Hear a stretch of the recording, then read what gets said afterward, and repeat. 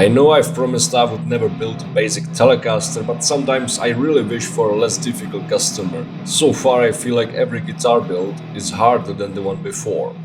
But let's stop crying and start working.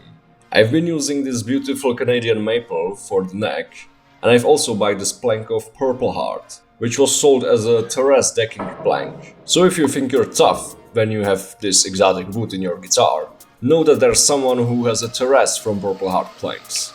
I'll be doing a 9-piece laminated neckthrough blank, so these dimensions are perfect for me. Now, when I got your full attention, I have an announcement to make. And no, it's not a NordVPN sponsorship, but I feel like I need to tell you. This is going to be a headless guitar. Yes. So if you are one of the people who hate headless guitars, you can just leave a subscribe and skip this video and wait for the next one. I've made some changes in my wood shop, one of them being this island of power tools, which require dust collection, because I was watching this movie called Founder, which is about the beginnings of McDonald's, and there was this scene where they've drawn the cooking equipment on the ground to figure out the most effective and ergonomic way of how the kitchen is supposed to be organized. And I've realized that if I move all the stationary tools closer to my dust collector, after 40 days of work, this will add me one bonus working day.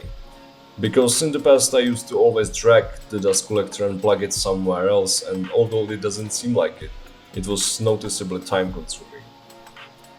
Unfortunately I bought the maple as a plain sawn or flat sawn, but luckily after years of research and experience I've developed a complex biomechanical process which turns flat sawn wood into quarter sawn. It's a great thing to learn when you're doing a laminated neck. Now the purpleheart always loses the color and becomes more brown when you cut it, but it will turn purple again in a few weeks. That's because of the oxidation.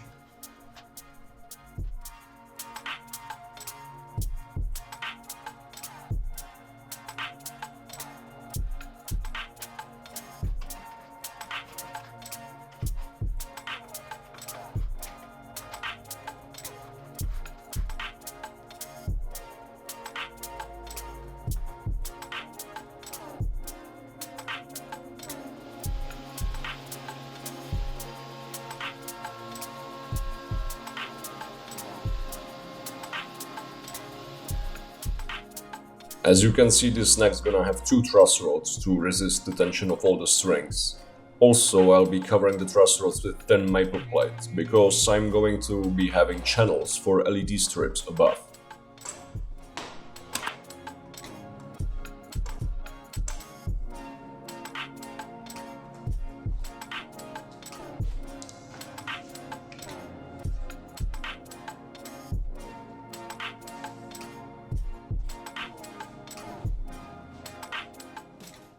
I've chosen this piece of macassar ebony for my fretboard, and I'll be routing these 4 Pokémons with my Dremel. And I don't know anything about Pokémon or any other anime, I just know that all of these are purple, and me and the customer have agreed on purple, dark purple to black finish.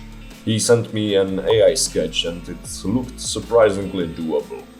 So AI sketches are a legit strategy to have at least a small hint of how the design is going to be laid out. AI still fails in the number of strings and bridges, etc., but the idea is there. So first I routed the parts I wanted to have a different than purple color, for example the eyes and teeth, etc., and once the epoxy was cured I could route and pour the rest.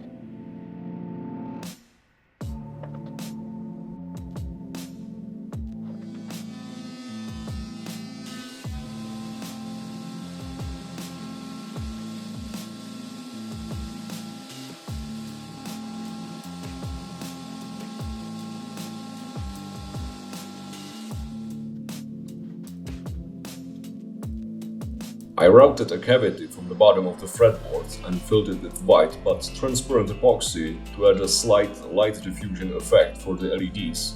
And then I basically routed the whole white epoxy out again and left there only a thin layer, which was then covered with epoxy again, but this time with a completely transparent epoxy which was surfaced flush with the bottom of the fretboard, and I routed my LED channels.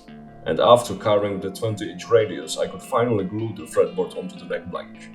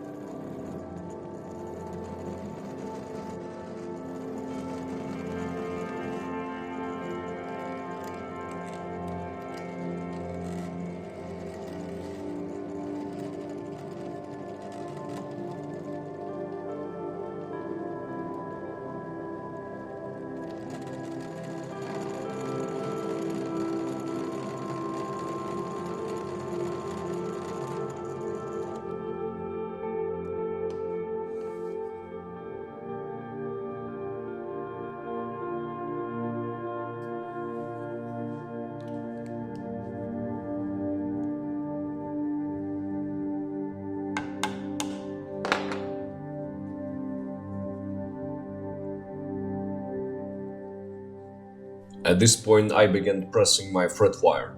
I am using stainless steel wire and I routed my slots with Dremel holder and a straight edge. Fretting a board which contains so much epoxy is a bit tricky and tedious. Also, I needed to account with the fact that the board is 20% hollow from the bottom, and if I was about to hammer the frets in or press them just like that, the epoxy would have become more like glass and it could chip out or crack. Epoxy can be carved or sanded just like wood, but once you apply a point impact, it's really brittle as glass. So the strategy here is a bit different. Instead of 0.5mm slot width, I routed 0.8 and then the fret can be put in without any friction. So I filled the slot with my gluing 5-minute epoxy first, and then clamped the fret into the slot. I used 3 clamps, 2 from both sides and 1 I have put in the middle. And once the epoxy is cured, the excess can be easily scraped off. It's a bit messy and a few minute process extends to a day, but epoxy really holds the barbs of the fret wire great into the slot and eventually will end up with a solid, robust fretboard. I'm telling you just in case you would want to do an epoxy fretboard and it cracked with your first fret press. Let's just say that some techniques and strategies I had to learn the hard way, so you don't have to. Also, never date a girl with BPD. I routed this pocket from the side of the neck blank. You'll see the reason why later.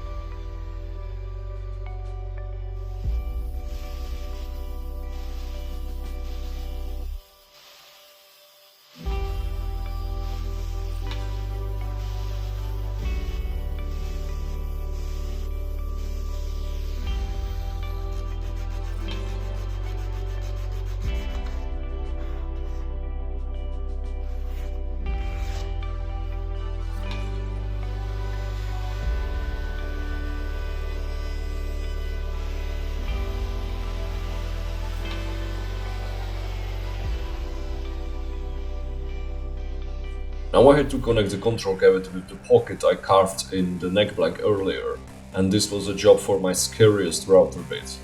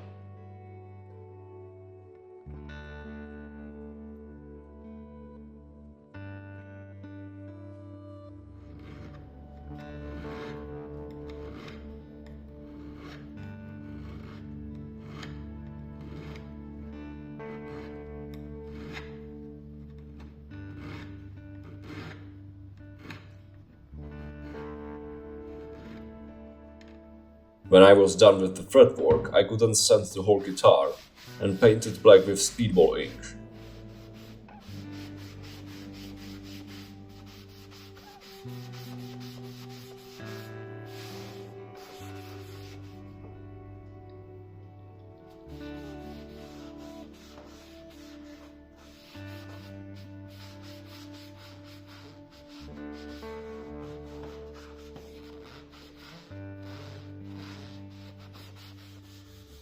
The layer of ink was then sanded out in all the spots I wanted to have dark purple to create nice color fades.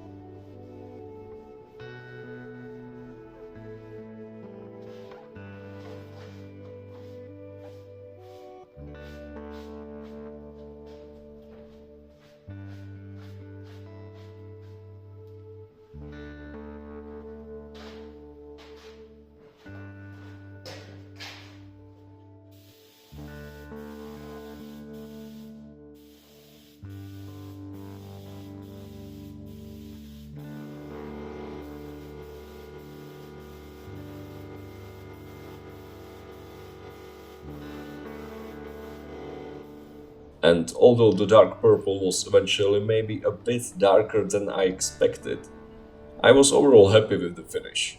The fretboard was finished with Osmo top oil.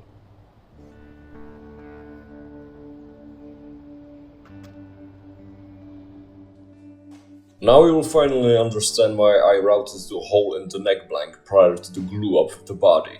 I needed some space where I could put the power bank, which will supply the LED strips. Just to minimize any possible noise from the power bank, I wrapped it in copper tape.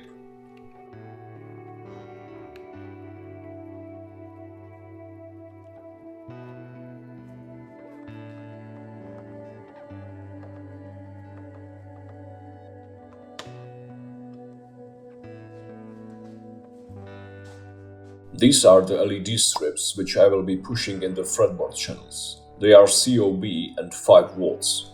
Also, this is a reminder to check out my Instagram, Flame Instruments, where I'm posting all the new stuff and answering all your questions and requests for custom builds. As always, the final step was the nut, and I decided to have it made from steel.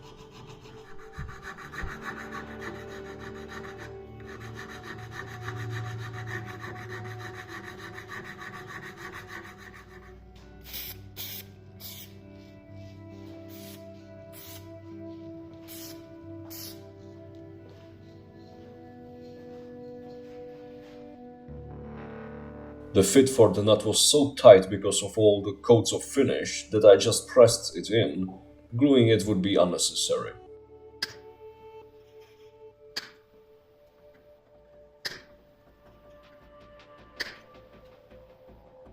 So let's talk a bit about the electronics. The guitar has a 3-way mini switch to select the voicing of the pickup, LED on-off switch, kill switch from Tesi, volume knob, and Fishman Fluence Bridge Pickup. The bridges are from Guyker. With all said and done, let's test the LEDs.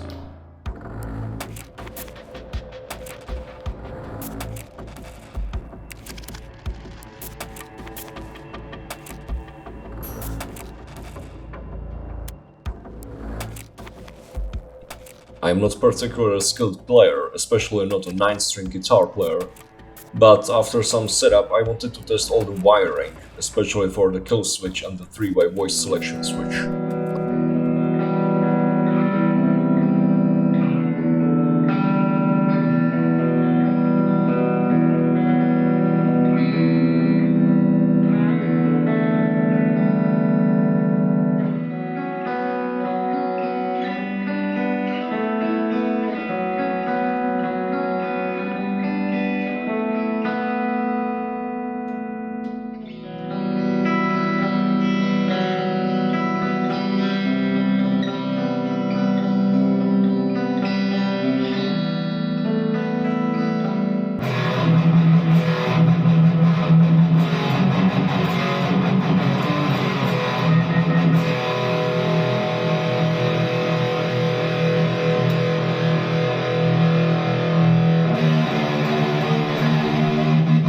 Because I was mixing the purple epoxy partially with glow-in-dark pigment, the Pokémon inlays get charged by the LED strips from beneath and glow blue in the dark when the strips are turned off.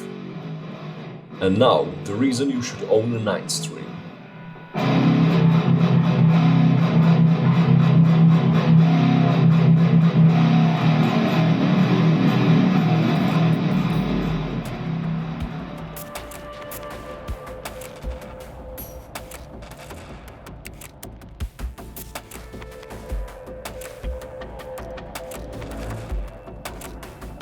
This will be all for today's video, guys. If you have any questions, you can leave me a comment or text me on Instagram.